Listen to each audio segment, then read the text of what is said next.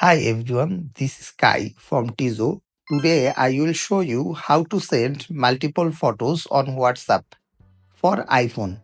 Let's get started. Learn simple method to send multiple images at once on WhatsApp. First of all, I am opening my WhatsApp apps.